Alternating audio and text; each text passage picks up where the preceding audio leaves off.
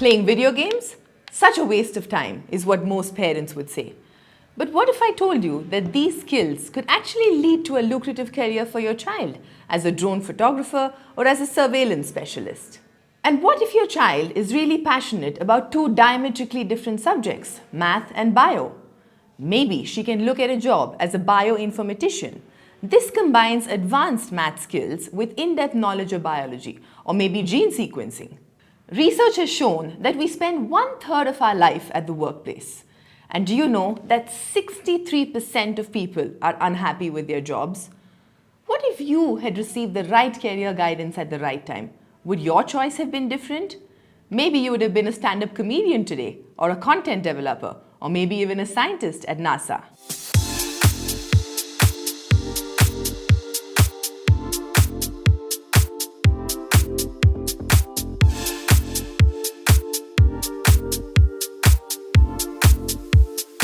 My name is Pooja Iyer and I'm the founder of ASPIYER, a career counseling and education consultancy. The world of careers has exploded beyond our wildest dreams. There are nanotechnologists, virtual reality and game designers, renewable energy specialists, food technologists, social media influencers, YouTubers, bloggers, sports consultants, big data analytics.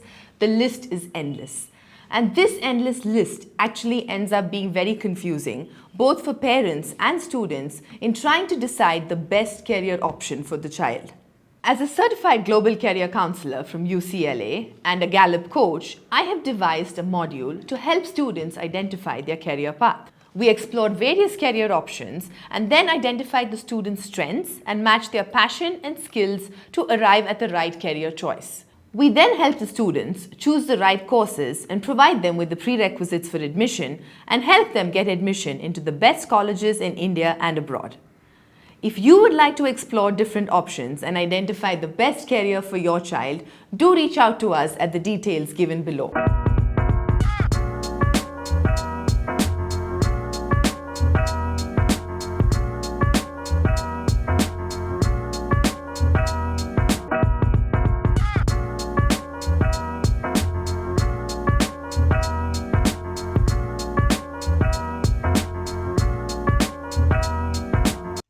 It gives me also great pleasure to introduce Pooja Iyer, who is a career advisor and mentor and the founder of ASPIYER. As she said, she's also a global career counselor and a Gallup coach. She's done an MBA in international business from Symbiosis and a specialization from Harvard University. She's had various roles in value-driven organizations across industries in USA, Germany, Nigeria, and UK. She speaks on numerous stages, both in the corporate arena and education sector. Her areas of specialization are career counseling, managing millennials, diversity and inclusion, building your talent, parent and educator programs, and building entrepreneurial talent. I'm very pleased to announce that she was recently awarded the iconic Woman Creating a Better World for All by the World Women's Economic Forum. So put our hands together and welcome Pooja Iyer. As per the World Economic Forum Future of Jobs report, 65% of children entering primary school today will end up working in jobs that don't even exist at the moment. So how exactly do we prepare our children for a VUCA world, one that is characterized by volatility, uncertainty, complexity, and ambiguity? How do we really equip our children? And what are the skills that they really need to succeed in the future? As the mother of a 9-year-old and a 14-year-old, the implications that this policy will have on the future of their education is very hopeful. But the key will be in the implementation. And as a career advisor, I work with multiple students to help them discover their aptitudes, skills, interests, and then guide and mentor them towards the right career and higher education path. So both personally and professionally, I am very excited by the National Education Policy. As of now, it sounds great on paper. But how is all of this actually going to translate into a functioning system? To understand more about this, we have two very distinguished guests joining us today, Dr. Priti Ojha and Mrs. Anupama Ramachandra. Dr. Priti Ojha is the principal of Delhi International School. I'm just going to quickly share my slide. 1 minute. So Dr. Priti Ojha is the principal of Delhi International School. She has a postgraduate in computer science from Pune University and went on to do her B.Ed and MPhil and PhD in computer science in her zeal to acquire the theoretical moorings of training and teaching. She has received an award for the most progressive principal at the National Convention of Edu Leaders, the most promising principal by the Global Leaders Foundation. She has also been recognized as a LinkedIn Spotlight 2019. She started her career as a software coder, but transitioned to the education sector 18 years ago as her passion was towards working with young minds. She has worked with British Council's North India school team and is a master trainer and core skills trainer. She has conducted numerous workshops for teachers, leaders, and other stakeholders in education sectors in India and abroad. A very warm welcome to you, Dr. Priti Ojha, and thank you for joining us today.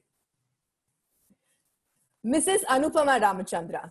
Mrs. Anupama Ramachandra has 2 decades of experience in teaching and believes that education must result in empowerment with responsibility. With postgraduate degrees, both in English literature and education, she has always been a passionate teacher of English and an educational administrator who insists on total quality management. Her pursuit to inculcate appropriate language skills in her students encouraged her to become a University of Cambridge certified oral examiner for international English assessments.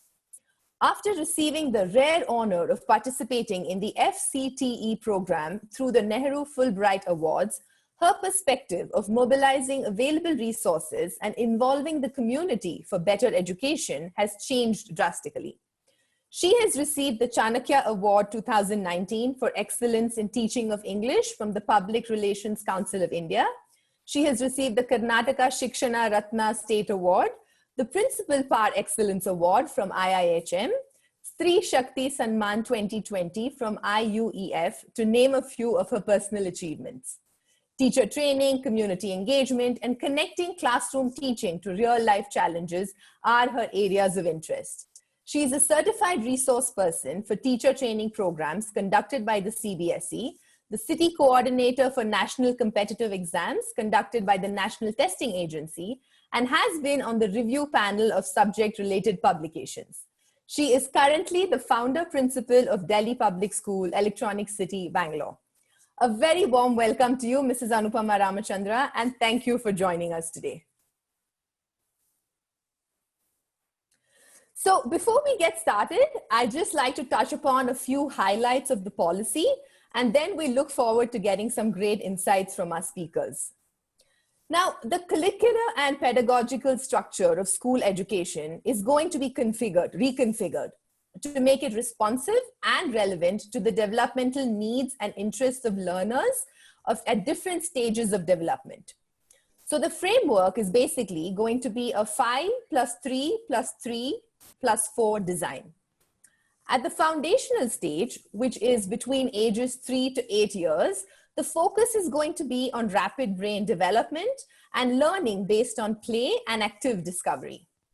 At the preparatory stage, which is between the ages of 8 to 11 years, they're going to build on play and discovery and begin the transition to structured learning. At the middle stage, which is 11 to 14 years, they're going to focus on learning concepts and subjects and begin to navigating adolescence. The secondary stage, which is 14 to 18 years, will be preparation for livelihood and higher education and transitioning into young adulthood. So the focus is basically going to be on competencies and subject integration, right? The content and the process of school education is going to be reoriented to develop holistic learners. The curriculum load will be reduced, and they will focus on key concepts and essential ideas, thus enabling for a lot more deeper and a lot more experiential learning. And all students are going to be encouraged to develop proficiency in languages, scientific temper, a sense of aesthetics and art, communication, ethical reasoning, digital literacy, knowledge of India, and knowledge of critical issues facing local communities, both in the country and worldwide. They have also spoken about a reduction in curriculum. And as you can see, the focus will be on core essentials, critical thinking, interactive classes, and experiential learning. Now, experiential learning is something that I am personally quite excited about, because as a career advisor also, I always provide opportunities for students to explore and experience a career before they make a choice. Because until and unless students engage with something, they really cannot decide whether they like it or not. Now, another huge change is going to be in the examination pattern. Now, the exam pattern for grade 1 to 8 will be that they will have key assessments only in classes 3, 5, and 8. So the extensive focus on exams at an earlier stage is going to really shift, okay? And they're going to move away from rote learning and focus more on experiential, application-based, and practical learning. For the 9th to the 12th, again, there will be a reform in the board exams. While the board exam format will remain the same, it will be made easier. And what they will try to test is basically core capacities and competencies. And again, schools are going to decide which will be the model that they want to function in. Are they going to look at an annual system, a semester system, a modular system? These are some of the changes that will also be coming into the stages from 9 to 12. But the bigger question is, how is this all going to get implemented, and when is it really going to come into place? So broadly, it's a timeline till about 2035, 2040. They are going to be looking at implementing different things at different stages. So this is a broad timeline for implementation, but we will go into it with further detail with our experts and understand better how all of this is going to work. So could I please request, okay, Dr. Anupama, Dr. Priti, could you just be off mute so we can begin our question session? Wonderful. So once again, thank you so much for being here today. So Priti, can you tell us a little about the early childhood care and education, the ECCE framework, and how the focus is going to be on play-based learning? I mean, currently also there is a certain system in place. So how is it going to be different from what children in nursery and pre-primary are doing currently? Thank you so much, Pooja, to invite us for this platform.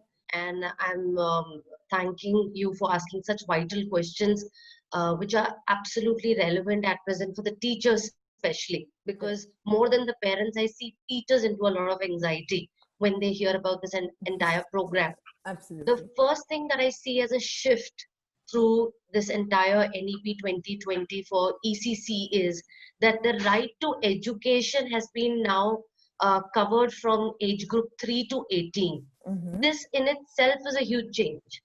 The Correct. minute you have a concrete understanding of why exactly you need the child from the age group of 3 to understand the quality and learning at such a young age in itself is a new vision towards how system in India would like to go ahead with education. The most important aspect which I feel was that it was always neglected in the sense that there was not any government supervision over it for government schools especially. I wouldn't say that all primary, pre-primary schools and private were also looking into it in the same way as today the NEP has programmed it. But yes, it did need a lot of potential from the side of the teacher. So the 5+3+3+4 program where nursery plus pre-nursery plus prep and grade 1, 2 is a huge chunk of children where there will be a need of proper dimensions to be given on the learning outcome. Now, who gives this learning outcome?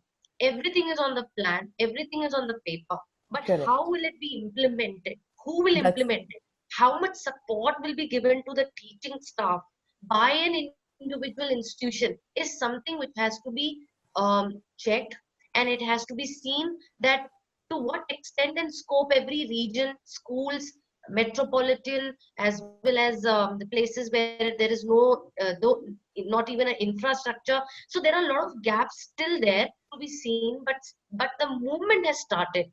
And now I see that the till 2030, it is going to be ensured that children will be entering grade 1 and ready to go to schools. Now this is something that was never thought of, but now because it has come in the plan, it gives us a movement and rigor to start working upon it. The ECC to attain the outcome in the domain of physical and motor skill was extremely important in this age group. Cognitive thinking that that's the age where it can be done anything randomly, 10 activities coming out with one outcome is not something that is going to be now addressed anymore. Correct. There are going to be situations where teachers who are of 10 plus 2 qualification teaching this pre-primary group will be given 6 months of certification. Lower qualification will be given 1 year diploma. So what all this qualification will help us with to design a physical and motor activity for the children, cognitive, socio-emotional, ethical, cultural, early language literacy and numeracy, all coming together, but not in one go, is going to be planned. Now, who takes the onus of planning is also something very promising. NCRT will be coming up with a curriculum, pedagogical framework till the age group of 8, with a sub-framework from 0 to 3 years and 3 to 8 years. So this is itself is a huge support to the education system. We as leaders, I don't ever call myself as a leader for the past 7 years because I feel I'm more of a doer. I'm more of managing things. I am not asked to create a vision of changing the whole uniformity across all schools. I am going to do things which is given to me in my school according to the resources available.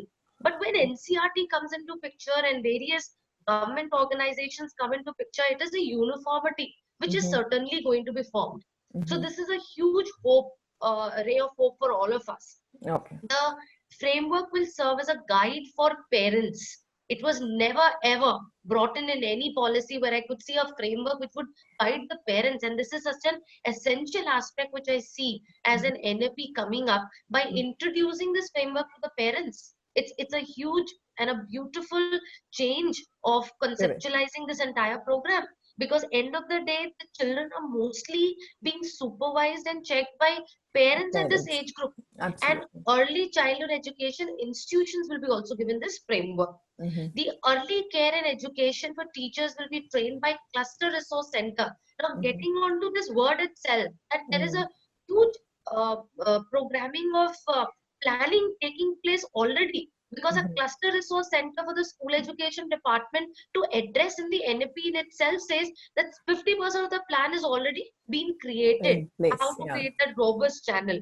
On completion of years in Anganwadi, every child will move to class 1 with breakfast included in the midmeal. Now, health is being taken into consideration for the children in Anganwadi school, especially where nutritional value was of major concern. Child coming without having a breakfast but getting a lunch was actually a breakthrough of the people in NAP who have thought that breakfast is an essential component for a child to trigger his brain, to stimulate the senses of the brain in early in the morning, provided by the institution itself is something which was, I couldn't imagine it would come till date, but it has come up. Introducing provision of consistent health checkup. Now this is something which it was already there. My only thought is how much follow-up will be there for the same, and how much supervision of the government will be taken care for the same. How much resources will a school provide in it, and how much would government share in it? How much will it be equally important and given to the private schools along with it? These are my concerns. But then, of course, the chapter has been unfolded. It is distributed among entire India. People are working upon it. You and me today talking on this channel are thinking around it. So, of course, there are going to be a lot of nitty-gritty details which will be resolved very soon. But the most important thing which helps me to conclude this question is implementation of the same will be jointly taken care by the Ministry of Education, Women and Child Development, Health and Family Welfare, and Tribal Affairs. When all these four come together, the understanding is, if not 100%, at least 60% of what is being planned is going to be involved in the community. So Correct. this gives a huge ray of hope for all of us, and continuous professional development of the teacher. And what are the plans? What is the curriculum? What are we going to teach the child? How is the literacy and numeracy going to combine with socio-emotional, ethical, cultural, and communication? Is something which is going to go under advocacy with the stakeholders of education very soon. So this is how I see this huge change coming up, Pooja. Fantastic, fantastic. Thank you so much. So, Anupama, if I could ask you, now again, we've spoken about the reduction in curriculum, correct? And now we're going to be focusing on critical thinking, inquiry, discovery, discussion, and analysis. So while it sounds great that we're going to be having lesser curriculum and more experiential stuff going on, how do you think this can actually be implemented? Yeah. So firstly, Pooja, thank you for that very warm welcome that you extended to us. And I would like to also thank you for having this discussion on the very, very burning topic today. Correct. Because most importantly, we need to demystify this NEP 2020. It is not an extensive document, but still you need to read it several times to look into it and how we could implement this in the following years. Absolutely. Right? So resonating what Dr. Priti said, I completely agree with her that the breaking of blocks into 5+3+3+4 is going to have a positive impact on the way we look at education in future. Referring to the question that you have posed for me, I would not look this as a literal reduction in curriculum. We should not look at it in literal terms. Okay. I would like to look at it as the curriculum being restructured. You know, it is going to be restructured in such a way that we do away with content that was prompting rote learning.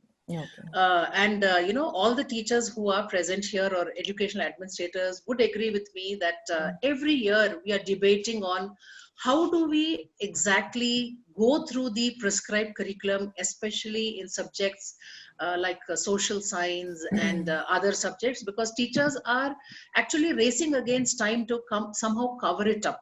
True. So the whole intention of education should be not to cover anything, but to uncover it for the students, right? Well said, yeah. That has always been the vision of great educationists, great thinkers, that they have always said that lay it open for the students that they can perceive it the way they want. So all of us as educators need to question ourselves that are we actually doing this? Are we allowing the children to explore the topics that we are teaching them? It is as simple as how, you know, like you're having somebody over for dinner and you decide to make like 10 dishes. Obviously, you're not going to pay much attention to each of them because the number of dishes itself is so overwhelming, right?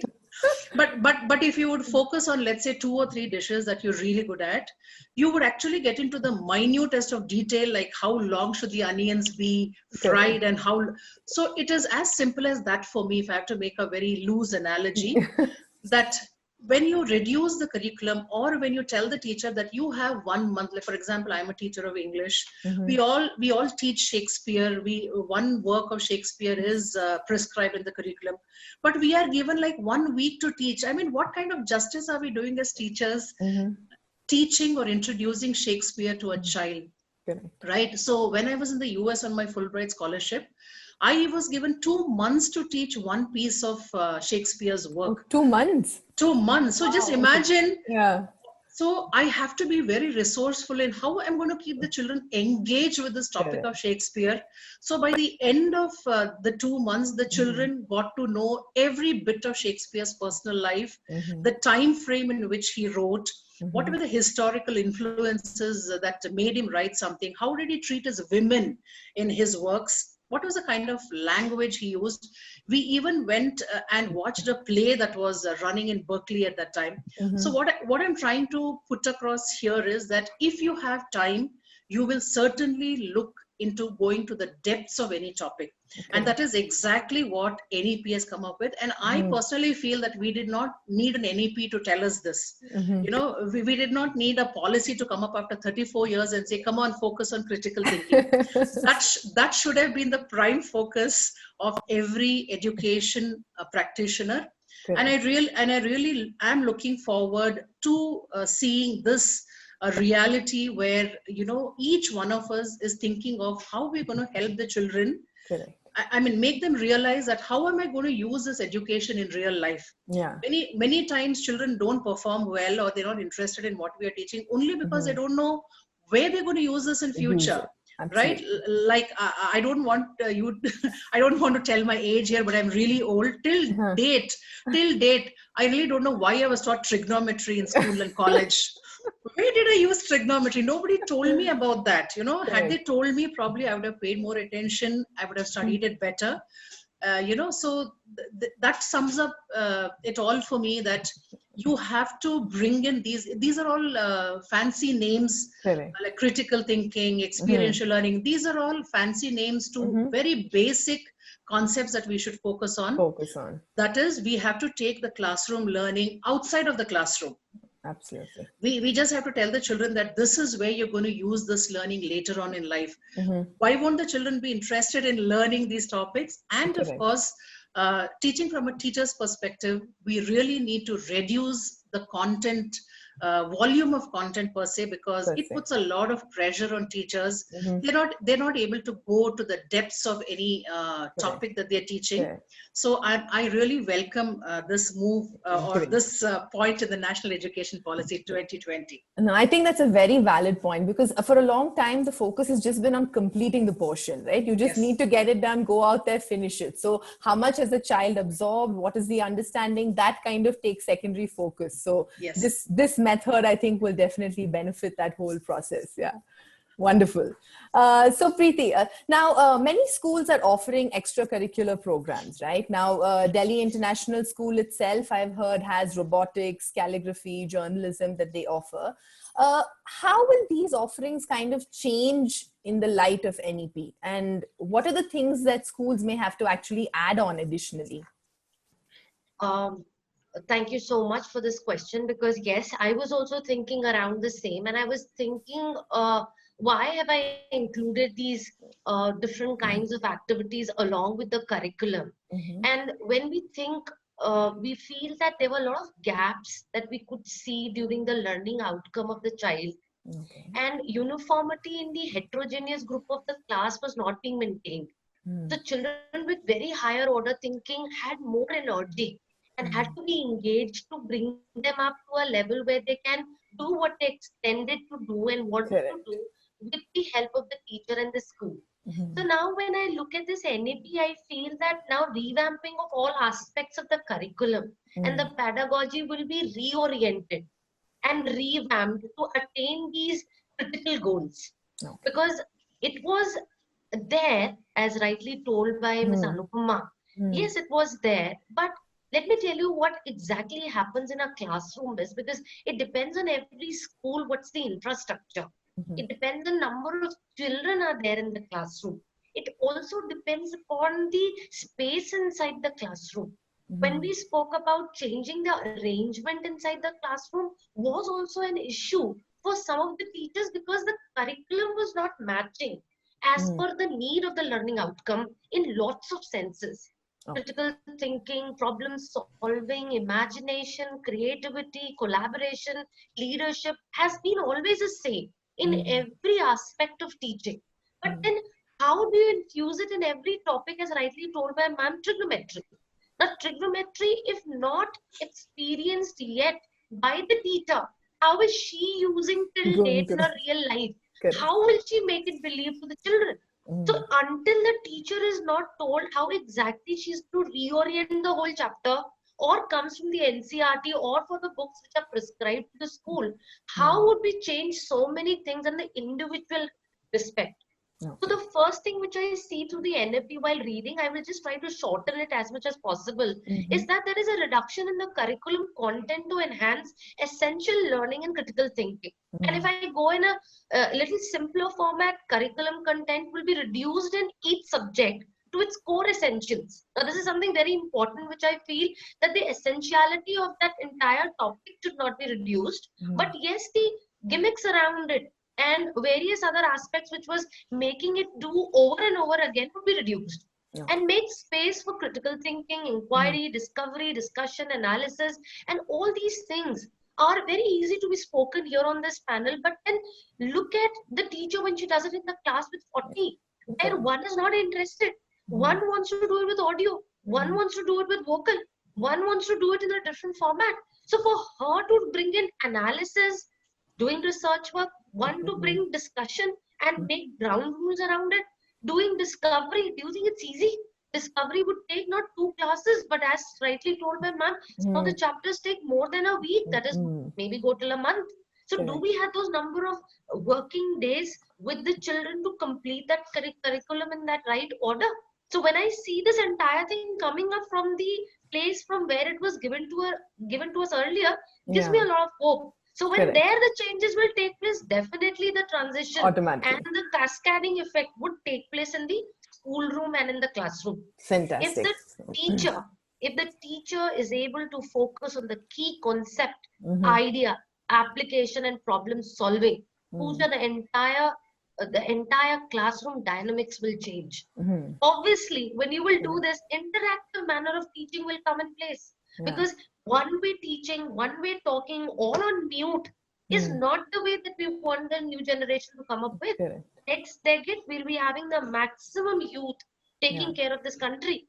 So if they have no vocals, they have no thought of analysis, they don't know what to read, what to comprehend, what to write, what to discover, how not to believe everything which is given on the net, and to go ahead with various other results which are required for a child to know, will get diffused if NP in this format wouldn't have come.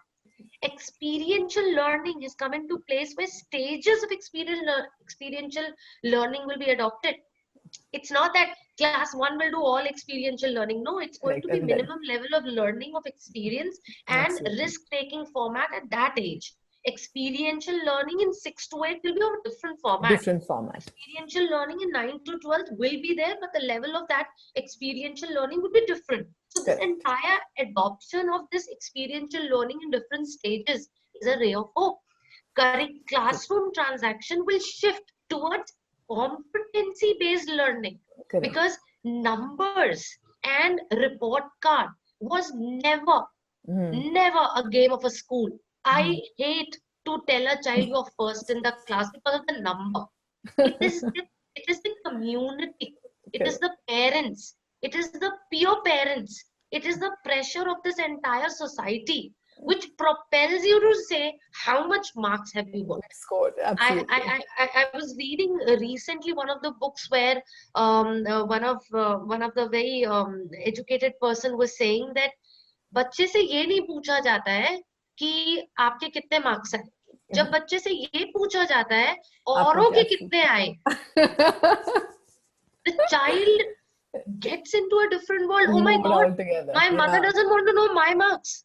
She wants to know the marks of the child was sitting next to me. So I need to better tear his answer sheet or equip myself to come little closer to her expectation. So this experiential learning is a big breakthrough for psychological mindset of child rather than anybody else on this earth. Holistic development of learners. I'll take another 1 minute. I hope I'm not taking a lot of time. No, please. Because as ma'am said, it seems to be a small booklet of policy, but there are so many things. The implementation is, absolutely. There's so many things, and if you've given me this opportunity, I would like to complete it. Please. Holistic development of learners is now no more of rote learning. It will be more into how to teach a learner to learn. Correct. If till date I had to come on the Zoom, I wouldn't call my son from his college.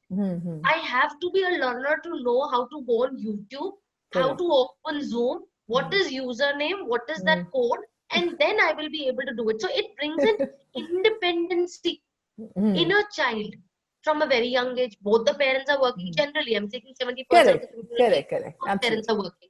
Children are all alone sitting at home to make a decision. They let in the evening on the dining table say, today I am doing this, tomorrow I am leaving home and going there. So the parents have to now guide and supervise. That's the role the parents will have. Correct. Because the information to the children given from various resources are going to be creating a lot of I don't know how to put it, but then it is going to create a lot of situation where 21st century skills will be required and equipped for the children.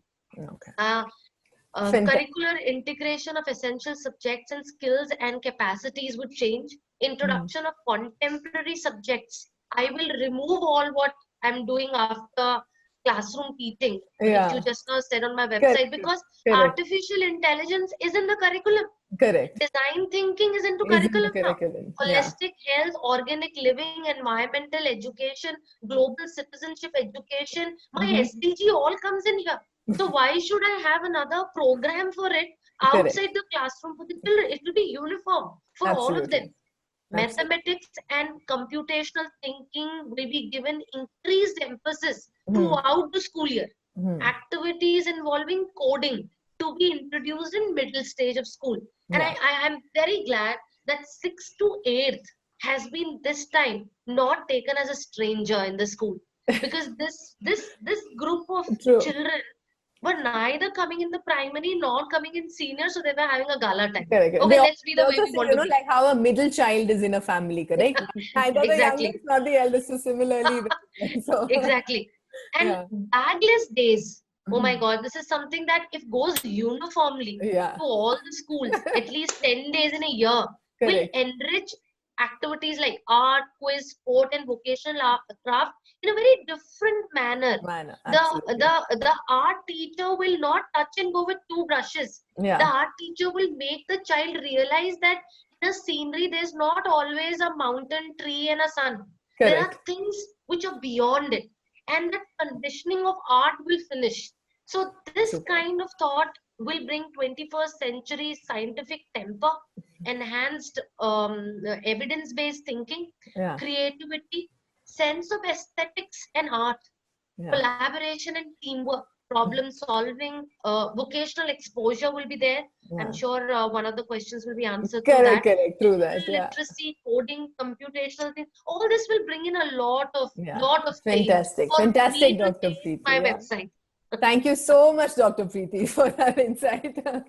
So back to Mrs. Anupama, a lot of parents are now slightly concerned with the fact that they're saying that, you know, the medium of instruction has to be in the local language or the regional language for the first few years at least. A larger objective of the policy is to create global citizens, correct? So if we're trying to do that, do you think this would actually be an impediment? 1. And 2, they also say that, you know, the language that you begin to think in is the language that you learn when you're young, correct? So if they start with regional languages and then have to switch to English later on, how do you think this whole thing could pan out? Yeah, so thank you, Pooja. This is one point of the policy that has put me into great concern because you know, had my own children been young and going through schools, this would have caused a lot of problems for my own children. Right. So this has been taken into consideration because of the whole body of research that exists, that children learn best when they're taught in their mother tongue. Right. And I heard one of the person who was on the panel of constituting this NEP say that if France can do it, if Spain can do it, why can't India do it? Well, France has one common language running through, which is French. So, you know, so there are so many countries where the mother tongue and the regional tongue is uniform throughout the nation.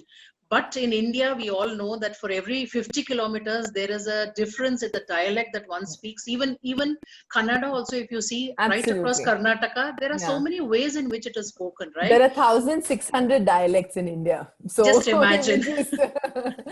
So, you know, like for example, even DPS, the institution that both Dr. Priti and I work in, DPS was envisioned for children of parents who moved constantly due to work reasons. It was not a personal choice. They had to move because of work reasons. Now just imagine there is a child who moves from Maharashtra to Karnataka, from Karnataka, let's say, to Andhra Pradesh, and then to Orissa or Bihar. And every 2 years, if the child is subjected to the regional language, so where is their consistency? And you are talking about critical thinking and higher order thinking skills. If the child is struggling throughout his basic schooling just to learn another language, are we thinking beyond this, and are we nurturing a child who can focus on critical thinking and other aspects that we are talking about? You know, it doesn't, for me, I feel that since education comes on the concurrent subject, the state and the center will have to come to a common consensus how this point will be made more accommodating, so that it is more inclusive rather than a problem or an impediment, like you mentioned. It has to be flexible, and at the end of the day, I feel this choice should be given to the stakeholders, namely the parent and the child. The parent should decide what is the medium of instruction that would be practically useful for the child. It is, see, like fortunately or unfortunately, because we were also moving every 3 years, although my mother tongue is Kannada, I never put my children into Kannada medium schools. It is not that I disrespect my mother tongue or I did not want them to learn it. It just would not help my children. So thankfully, Kendriya Vidyalayas came to our rescue, and my children were able to complete their schooling without any hiccups as far as medium of instruction is concerned. So I personally feel that this point in the policy has to be given another thought. They need to revisit that, and when it's finally being implemented, there should be some clauses of flexibility that would make it possible for these children who are constantly moving to continue their education without too many problems. I think that's a great point, Mrs. Anupama. At least bringing in that clause of flexibility will let parents and the stakeholders choose, right? If you want to, you can have the option of English. If not, you can still choose your regional language or mother tongue. Wonderful, wonderful. And Dr. Priti, so now we're also going to be talking about how, what we have seen or heard is that students can now look at a combination of subjects, correct? They're not going to be necessarily focused on a particular stream. Instead of looking at maybe physics, chemistry, maths, bio, they can choose physics, economics, music, and sport, and still be graded the same way. So how do you think that's kind of going to come into force? And is that what it means? Are they going to be able to choose any subject that they like? Yes, I think this is another breakthrough for children in the senior secondary who will be given this option. Increased flexibility and choice of subject to study, particularly in secondary school, including subjects like physical education, the art and crafts, and vocational skills will be incorporated. There will be no hard separation among curricular, extracurricular, or co-curricular, among art, humanities, and sciences, or between vocational or academic streams.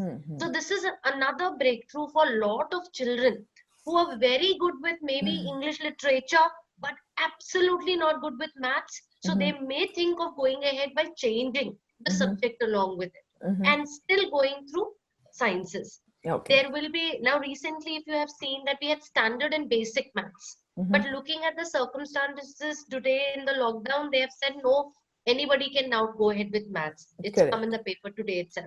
So now things will keep changing. As I told you, I don't want to be very cynical about what exactly NUP is offering us, but then I would like to let you know what has been planned is looking very nice. It is looking achievable also, but it needs a lot of effort for the schools, subjects, teachers to hire.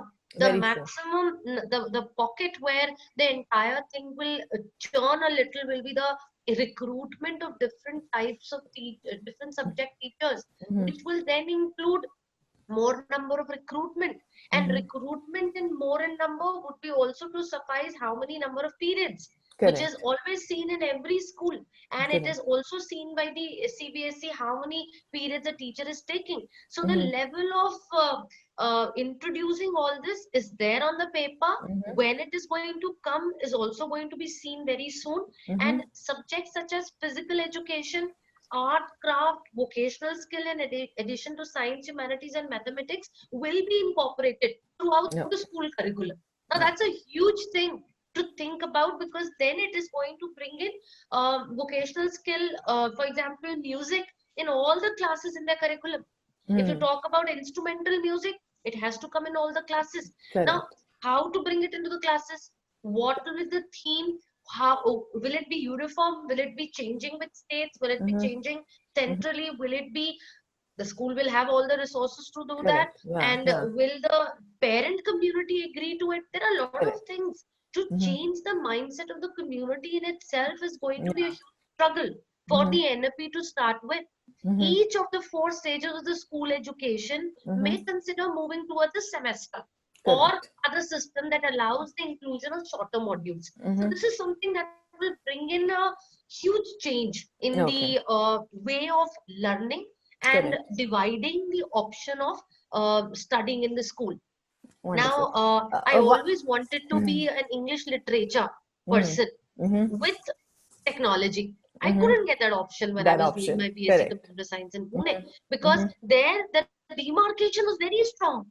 So my strangulation and my mooring to keep on learning was Correct. also because I couldn't get things at the very young stage of my learning. So, Absolutely. it extends the search of your learning and that satisfaction to, well, So, my great. abilities are answered in Yeah. education system. So one of our parents have a question. Preeti is saying, now, if you choose subjects based on interest, how will that then affect your competitive exams? Now, competitive exams have certain subjects that are there in it. So how would that kind of be addressed? Well, I would say, Pooja, that students can select their subjects based on their future goals. Okay. Right. So nobody is stopping them from taking up the subjects that are required for these competitive exams. Okay. They are free to also choose multidisciplinary subjects. Correct. Nevertheless, nobody is stopping them from taking the subjects they require for these exams. Fantastic. Okay. So, Ms. Anupama, can you tell us a little about the holistic report card now? They're talking about using AI to identify the aptitudes. But another thing was also caught my eye was how they're talking about peer assessment and self-assessment. In your mind, does a young child actually have the maturity or capability to successfully be able to assess himself and others?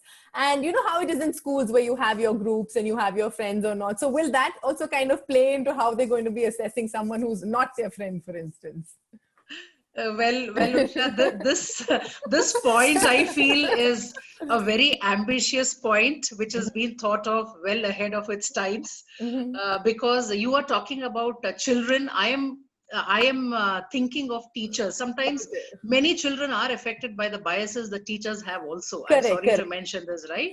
True. So having said that, the NEP is talking about a 360 degrees appraisal of children, which is very necessary, which is very welcome.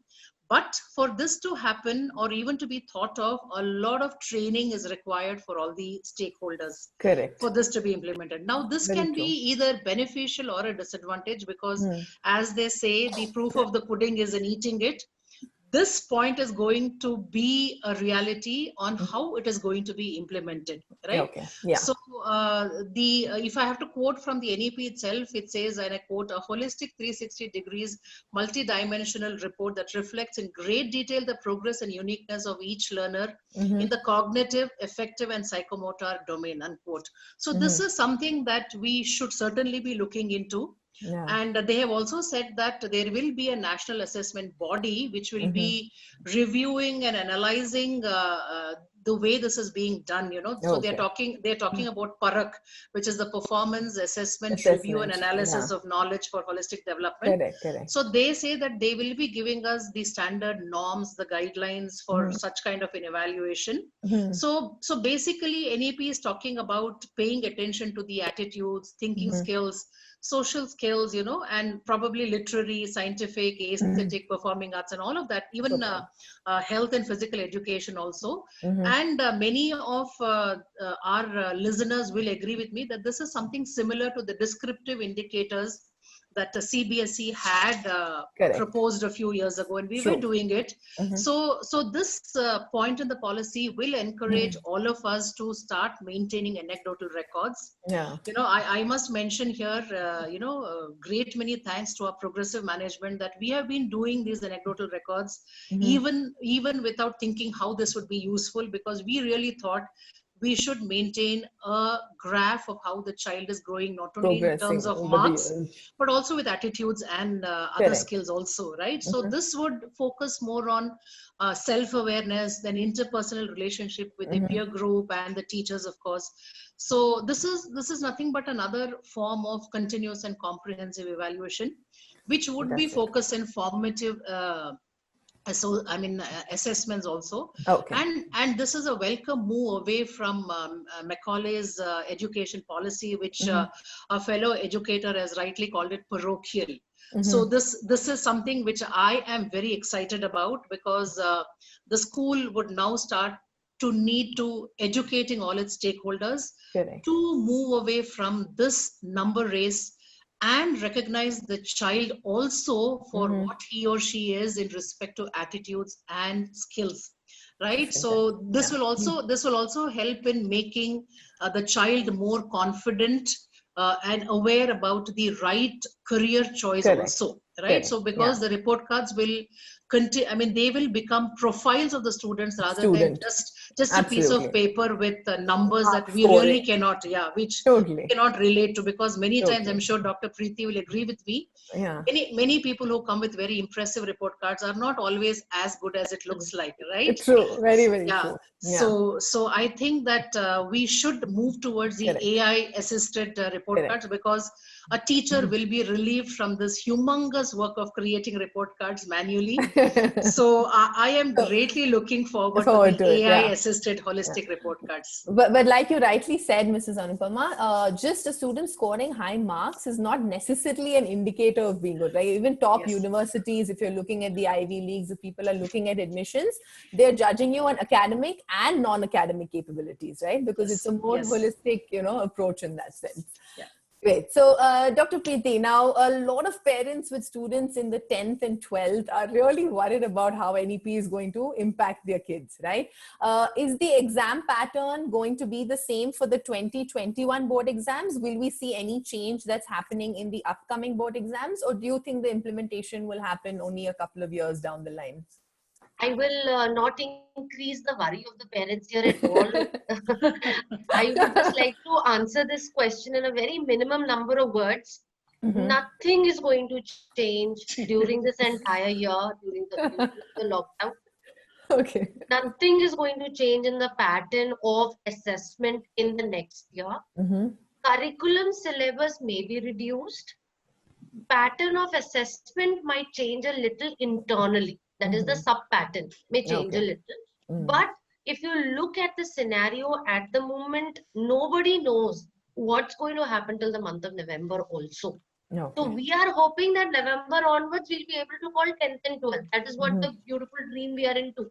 But in case the vaccine has a problem or the lockdown has a problem, nothing to do with NEP would start now. It is nothing going to happen today and next year. It is going to take a lot of time, because the change maker of the entire process is the teacher. And until she's not comfortable, she's as it is going to 24/7 into as a commercial teacher in during the lockdown. Again, putting an NEP as a substance for her to thinking about for the next session will be too much to ask for. Which actually brought me to one of my other questions. How difficult is it actually going to be for teachers now, for teachers in schools to really adapt to this whole system? On paper, it's been put down, it's fantastic, but the actual implementation can be giving a lot of people sleepless nights. The teacher was never told not to go through continuous professional development. CBSE has provided ample number of workshops. And as I see ma'am also standing at that pedestal of making sure as one of the trainers doing that part, I joining hands with the British Council, bringing in core leaders and leaders training. Training was never an issue as such to go ahead for teachers, but where is the time? The most important thing is that when we are asking for reflection and experience of the child, are we looking at the same process for teacher? Teacher gets recruited with that 70 years old B.Ed course. Correct. She comes into the school. She's given an absolutely dynamic environment to now work on. Yeah. Now, when she works on that dynamic environment, she needs time to be inducted. She needs time for the courses to be deployed on her. She needs a teacher eligibility test, which will be introduced to the NEP.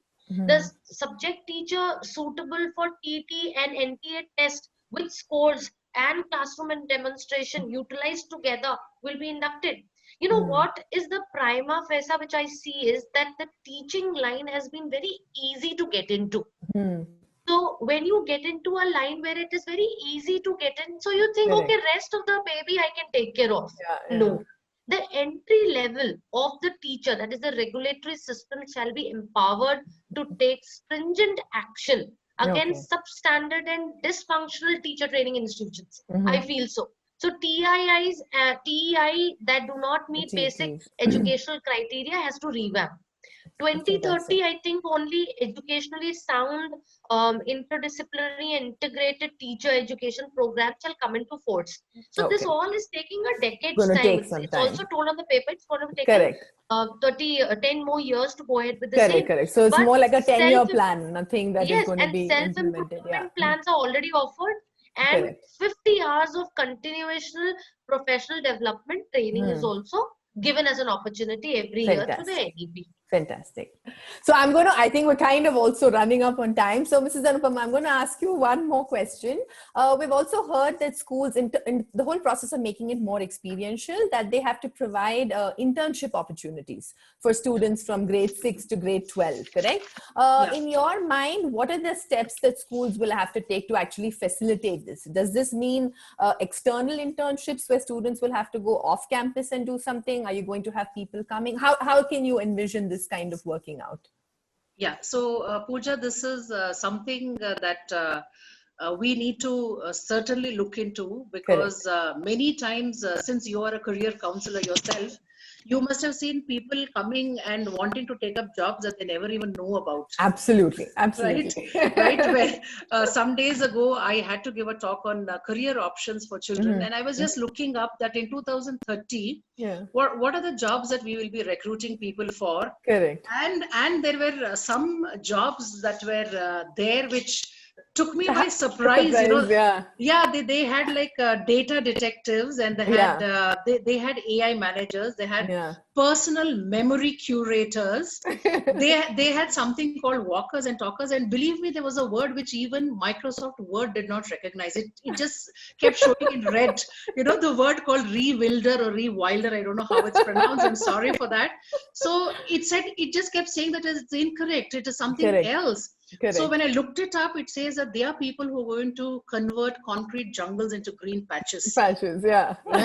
So as administrators, all the new age careers, as they're called, like we said, a lot of the jobs that our children are going to go into don't even exist as of today. And this correct. Of course it doesn't exist, but the question is, shouldn't we even think about it? Correct. Absolutely. Right. At least our thought process and our actions should be directed towards preparing our children for adapting to these new challenges that are coming up, right? So as a school, as an administrator, I always keep telling ourselves, and we already have this thing implemented in our school. We have something called hobby clubs, which happens once every week. So it is not just 10 bagless days. We have how many weeks? Like if we are running school for 40 weeks, we have 40 such days where the child gets to choose from one of the various hobby clubs that we offer. And this range is very, very diverse, right from cooking without fire to robotics, to literary clubs, to games and sports, to robotics and aero modeling and everything. So we are already providing this opportunity to the children. And how I see this going forward, I would like to really strengthen topics like digital literacy, environmental crusaders, so communication skills, because Correct. this is in line with developing the 21st century skills, Absolutely. right? So this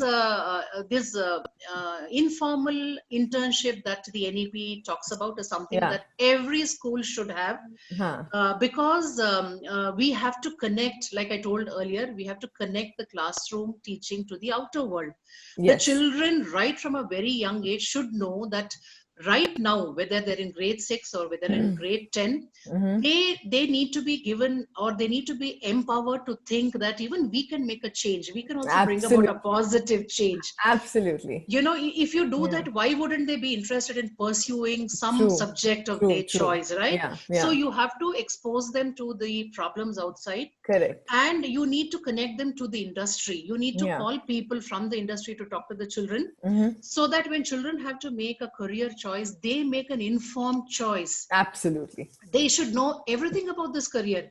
What does this entail? What is the profile going to be? How many hours am I going to be working on this? Am I going to be traveling? Is it going to keep me away from things that I love to do? Is it time consuming? How much am I going to be paid? Because many people, many students are carried away thinking that they make lots of money in a particular kind of a job, but then when they come to know, they say, oh no, this is not for me.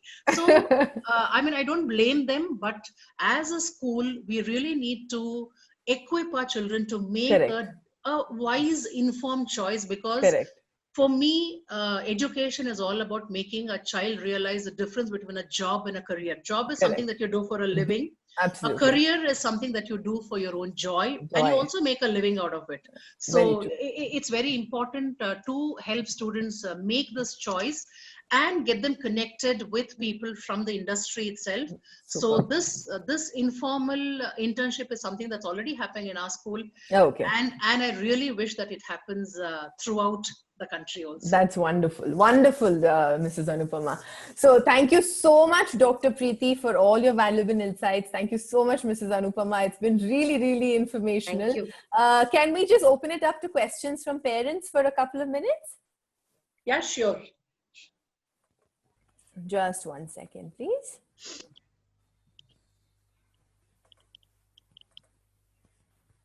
Ved or Mr. Mahesh, do we have any particular questions that have come up? I think you've answered, they've answered a lot of questions. But one question one of the parents asked was, based on the new policy, what would be the ratio required between students and teachers? It has been very clearly mentioned. It is going to be 25 and 1. So 25 children are going to be in a classroom with one teacher. Compared to currently? Currently, it was most of the schools privately were having 30:1. Some of the private schools also had 40:1. 40:1, yeah. But then it has now been made sure that it should be 25:1. Okay, that's great. And another question that came up was, they're also talking about a common entrance exam like before. Yes. So is it actually that the entrance exams are going to become common for every course, or the agency, that is the National Testing Agency, everything is going to come under one board? There's a slight confusion on, will JEE and NET no longer cease to remain as separate and all be combined, or will it just come under the same body? Well, as of now, the way we see it when we read this point is that the National Testing Agency is going to be empowered to conduct a common entrance exam for all colleges, is what it says. But I am sure there is going to be a kind of a classification on the kind of exams they conduct. Now we have to see this in new light, Pooja, because since they're offering multidisciplinary subjects, and children are going to be learning subjects from the arts, the commerce, the performing arts, and the sciences, there could be a common entrance exam also. But I practically feel that the National Testing Agency will be designing the exams to suit the course that the children are taking, something on the lines of the SATs, yes. Okay. So yeah, how that's a common exam based on whatever course we're doing, we could have something like that going ahead. Yes. Okay, wonderful. Any other questions, Mahesh? No, I think more or less most of the questions have been answered. And I think one question which kept again and again was how is choosing subjects affect competitive exams, which I think has been addressed. Yeah. So, and I think one of the parents had also kind of written in saying, how do I make my child study constantly? Because it doesn't seem to be. The parent needs orientation. Pooja, I think now the methodology and the approach shouldn't make it seem so overwhelming for a child to study, right? yeah, I mean, NEP has nothing to do with making children study. It's all about looking at education in a new light for all the stakeholders. I mean, I would not blame this parent for thinking so, because there are some children who are very disinterested in the way things happen at school. They're not disinterested with education itself, but they don't like the way things go about in the school. So we really need to tell this parent to recognize how this child wants to learn. Is it through looking at things? Is it does a child learn best by doing or by listening? So once you recognize how the child likes to learn and they're given the appropriate inputs, any child will learn. Right, so it's not about any. Very true. Because I think the whole methodology itself is going to become so much more interactive, more engaging. So it's going to be interesting for the kids to do it, right? It's not like they have to sit and read a book and that's the only. I would like to add a line here, if you permit me half a second. Please. There is a lot of freedom going to be given to the schools on various aspects through NEP. And there is going to be a little bit of certainty to be seen for training of teachers in a uniform manner. So this will in itself change a lot of aspects of thinking for the parents to look into their school education. Correct. Fantastic. Thank you so much, Dr. Priti, Mrs. Anupama. You have just given us invaluable time and invaluable information. And on behalf of all the people who are participating today and on behalf of Aspire, thank you so much for joining us today. And we really appreciate it. Thank you so much, Pooja. Thank you. As I'm signing off, I would like to thank you so much, Dr. Priti. It was a very, very engaging and an enriching session. So Pooja, as we are signing off, I would just like to add a word of assurance to all the parents who are with us and even the teachers also, that the NEP 2020 is not going to be put into practice from tomorrow. The NEP has said that we have to go through various steps, and all of this is going to be done in a phased manner. Because it involves the collaboration of many parties, right from the CAB, Ministry of HRD, the state, the central government, and all the stakeholders. So there's not going to be a complete drastic change from tomorrow. So all of us are going to be given ample time to adapt ourselves and evolve to the requirements of the NEP 2020. So please be rest assured that all of you are going to take this up very, very encouragingly, and you are going to do a wonderful job. You already are, especially our teachers. We should salute all our teachers, how they are rising up to the occasion of any challenge that's coming up. They'll do wonderfully well. And parents also, please do not worry.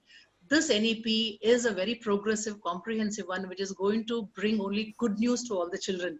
It is a very, very child-friendly policy.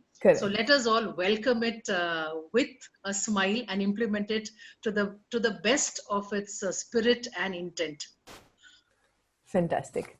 Thank you so much. Thank you so much.